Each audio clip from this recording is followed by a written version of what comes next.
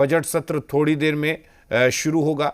विधानसभा की कार्रवाई थोड़ी देर में शुरू होगी। सत्र के दौरान आज भी हंगामे के आसार हैं। प्रथम पाली में प्रश्नकाल पर चर्चा होगी, दूसरी पाली में विभागीय अनुदान पर चर्चा होगी।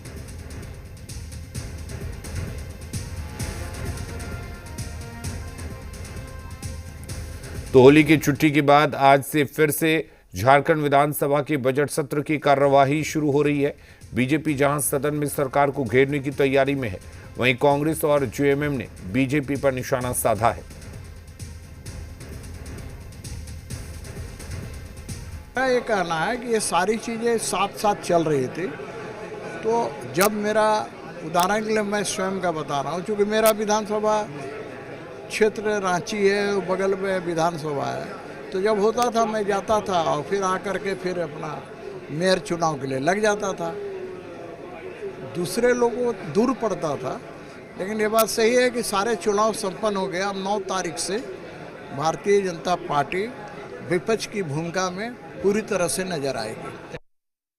जो झारखंड को उपेक्षित किया जा रहा है लगातार, बजट में भी कोई स्थान झारखंड का नहीं, तो घिरे तो वो हुए हैं एक लोकप्रिय मुख्यमंत्री और उनके द्वारा जो काम किए जा रहे हैं बेहतर, जिसकी सराहना पूरे देश में होती है, विदेशों में भी अब चर्चाएं होने लगी हैं।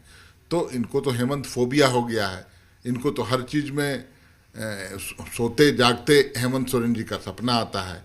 तो एक बेहतरीन काम करने वाले मुख्यमंत्री या उनकी सरकार को क्या कुछ कर लेंगे, क्या घेर लेंगे? भारतीय जनता पार्टी की ताकत अब कहाँ बची है इस राज्य में? भारतीय जनता पार्टी की ताकत तो पूरे देश में नहीं बची है। भारतीय जनता पार्टी पहले ये तो बताए कि भारत की राजधानी दिल्ली है कि वाशिंगटन है।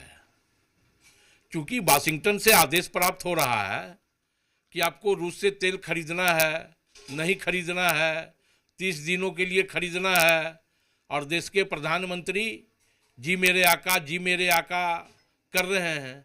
तो भारतीय जनता पार्टी को सदन में इसका भी जवाब देना होगा।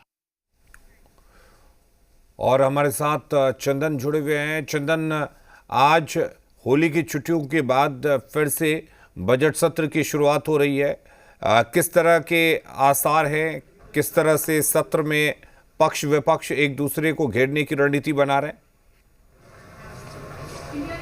देखिए, बिल्कुल झारखंड विधानसभा के बजट सत्र की कार्रवाई आज से एक बार फिर से शुरू हो रही है। होली की छुट्टियों के बाद एक बार फिर से सदन आहूत हुआ है और बजट सत्र चल रहा है। आज प्रथम पाली में प्रश्नकाल चलेंगे, जिसमें जो विधायक होते हैं अपने अपने क्षेत्र के जनता से जुड़े हुए सवाल उठाते हैं। जो सेकंड पाली, द्वितीय पाली होगी, उसमें आज नगर विकास विभाग और इसके अलावा भवन निर्माण और पथ निर्माण विभाग पे चर्चा होनी है। कुल मिलाकर आज बजट सत्र को लेकर अगर बात की जाए तो क्या जिस तरह से पहले शांतिपूर्ण तरीके से सत्र चला है, क्या उसी तरह से अब भी शांतिपूर्ण चलेगा, या फिर बीजेपी मुद्दों के आधार पे घेरने की कोशिश करेगी? बीजेपी लगातार मुद्दों के आधार पे घेरने की कोशिश करती रही है, लेकिन हाल के दिनों में ये देखने को मिला है कि विधानसभा में बजट सत्र की कार्रवाई के दौरान बीजेपी उस आक्रामक भूमिका में नहीं दिखी है।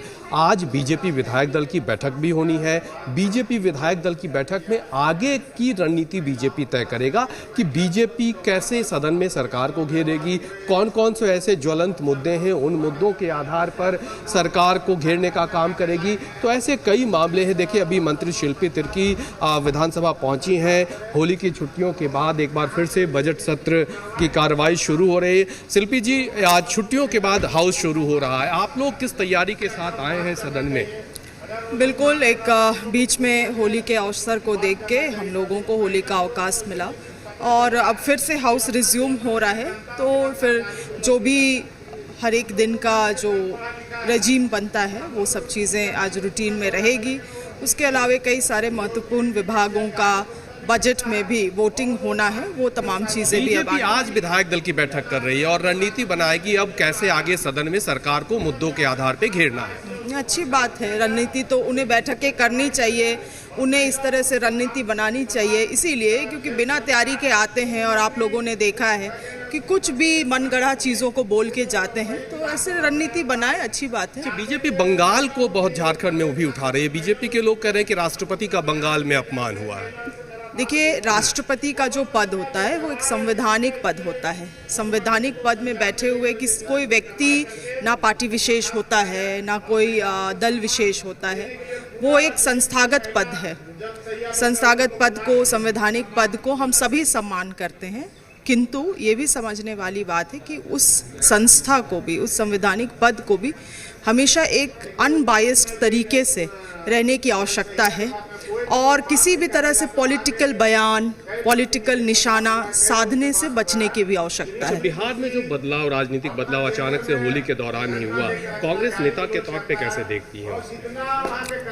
देखिए, हम मतलब इसमें तो बड़ी डिबेट की जा सकती है और इसे एक शब्द में या एक स्टेटमेंट में ये जो पूरा दृश्य बना है इसको समेटना संभव नहीं है, मगर आप लोगों ने देखा ही है कि कैसे उस राज्य के सीएम के रूप में नीतीश जी को जनता ने चुना। और आज हमें लगता है ये कोई आज की या कल की बात नहीं है, ये रणनीति बीजेपी ने बहुत पहले ही तैयार करके रखा हुआ था।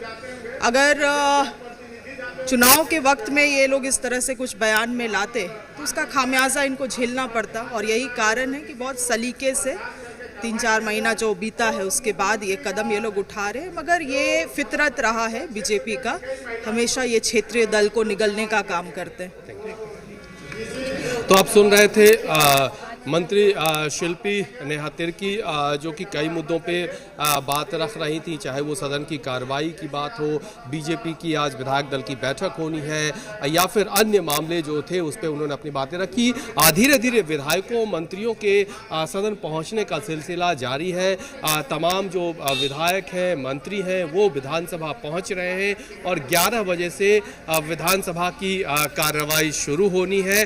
और उसको लेकर देखिए, सुरेश पासवान जी राजद विधायक दल के नेता हैं, वो भी विधानसभा पहुंचे हैं। सुरेश जी, कौन सामना पर बैठे? सुरेश जी तरह इधर आ जाइए। ऐसे ये आज होली की छुट्टी के बाद हाउस शुरू हो रहा है, बीजेपी आज बैठक कर रही है सदन में आप लोगों को घेरने के लिए।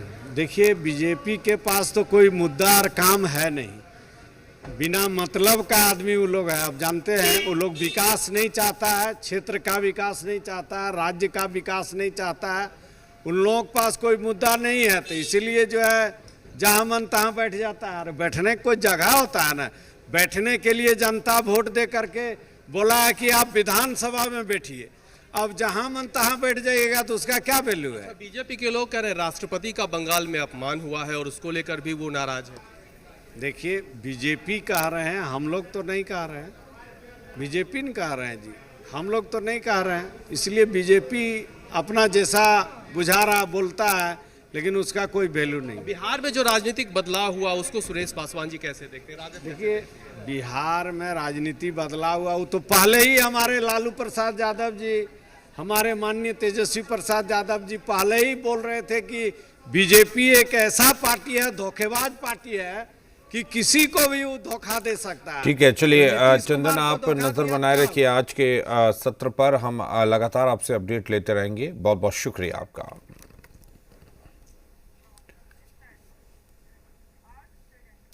और इधर